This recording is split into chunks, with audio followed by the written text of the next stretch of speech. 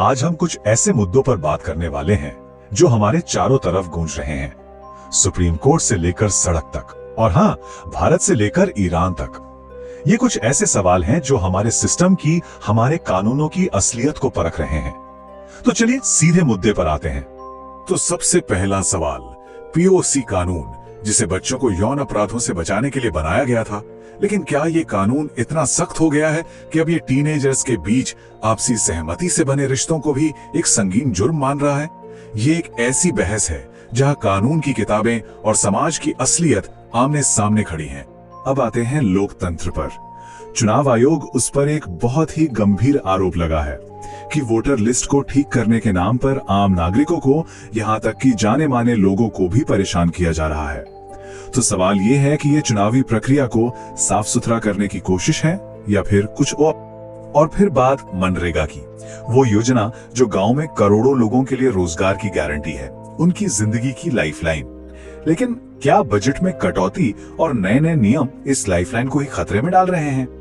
और आखिर में हम सरहदों के पार ईरान चलेंगे। वहां की सड़कों पर एक सवाल बहुत जोर से पूछा जा रहा है कि क्या टेक्नोलॉजी को बंद करके, इंटरनेट को रोककर लोगों की आवाज को हमेशा के लिए खामोश किया जा सकता है? देखिए, ये आपको अलग अलग कहानियां लग सकती हैं, लेकिन यकीन मानिए इन सब के बीच एक धागा है जो इन्हें जोड़ता है। ये कहानियां हमारे दौर के कुछ सबसे बुनियादी सवाल उठाती हैं, अधिकारों के बारे में, नियमों के बारे में और जमीन पर उन नियमों की हकीकत के बारे में। तो चलिए अपनी पहली कहानी से शुरू करते हैं। ये कहानी है कानून और समाज के बीच एक बहुत ही, कह सकते हैं, नाजुक टकराव की। एक ऐसा टकराव जिस पर अब खुद सुप्रीम कोर्ट ने सरकार से सवाल पूछा है। तो देखिए, यहाँ टकराव क्या है। एक तरफ है पॉक्सो एक्ट, जिसका मकसद बहुत नेक है, बच्चों को यौन शोषण से बचाना।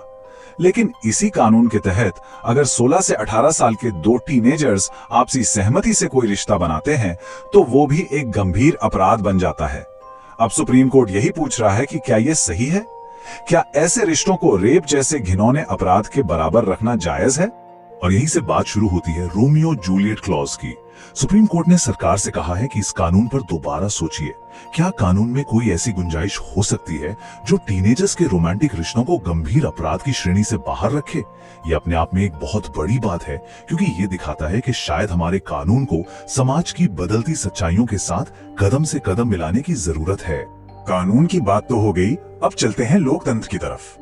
पश्चिम बंगाल से एक ऐसी खबर आई है जो सीधे सीधे चुनाव आयोग की भूमिका पर ही सवाल खड़े कर रही है।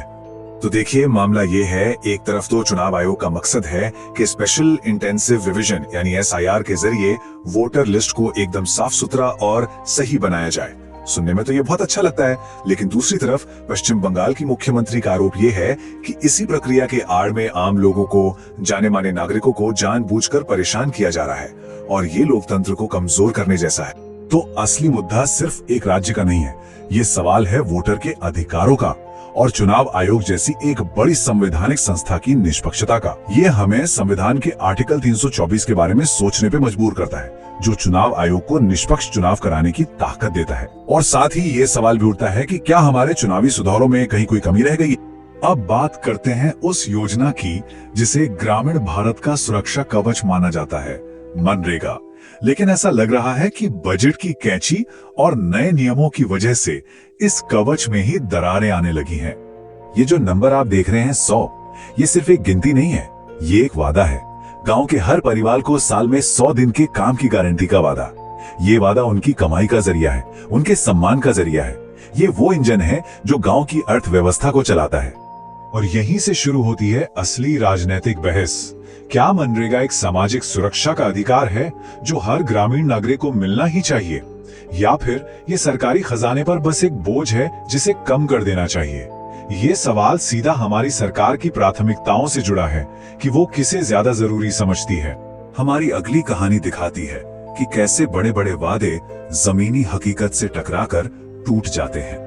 जम्मू में कुछ ऐसा हुआ है जिसने कई स्टूडेंट्स के सपनों पर, उनके भविष्य पर एक बड़ा सवालिया निशान लगा दिया है। जरा सोचिए, एक तरफ बड़े जोर शोर से जम्मू में वैष्णो देवी मेडिकल कॉलेज खोला जाता है, वादा किया जाता है कि यहां से भविष्य के डॉक्टर निकलेंगे, और दूसरी तरफ कड़वी सच्चाई ये है कि बेसिक सुविधाओं की कमी की वजह से इस कॉलेज को बंद करना पड़ रहा है और सैकड़ों एमबीबीएस स्टूडेंट्स का भविष्य अब अंधेरे में है। तो अब हुआ क्या है? हुआ ये है कि छात्रों का भविष्य अधर में लटक गया है और हमारी पूरी शिक्षा व्यवस्था की विश्वसनीयता पर सवाल उठ खड़ा हुआ है। लेकिन सबसे बड़ा और सीधा सवाल यह है कि आखिर बिना जरूरी सुविधाओं के कॉलेज खोलने की इजाजत दी ही क्यों गई? ये सीधे सीधे हमारी हेल्थ और एजुकेशन पॉलिसी की नाकामी को दिखाता है। और अब भारत से निकलकर चलते हैं ईरान, जहां सरकार और सड़क के बीच की लड़ाई एक बिल्कुल नए लेवल पर पहुंच चुकी है। ये कहानी दिखाती है कि जब आवाज दबाने की कोशिश होती है तो नतीजा क्या होता है। तो ईरान की सरकार ने क्या किया? उन्होंने विरोध को कुचलने के लिए आज के जमाने का सबसे बड़ा हथियार इस्तेमाल किया, इंटरनेट शटडाउन। सोशल मीडिया पर पाबंदी लगा दी। मकसद एकदम साफ था, लोगों को एक दूसरे से जुड़ने से रोको और उनकी आवाज को दुनिया तक पहुंचने ही मत दो। लेकिन हुआ ठीक इसका उल्टा। इंटरनेट बंद होने के बावजूद विरोध की आग बुझी नहीं, बल्कि और ज्यादा भड़क गई। लोग सड़कों पर उतर आए, अपनी बात कहने के लिए, अपना गुस्सा जाहिर करने के लिए। और ये घटना हमें एक बहुत बड़ी बात सिखाती है।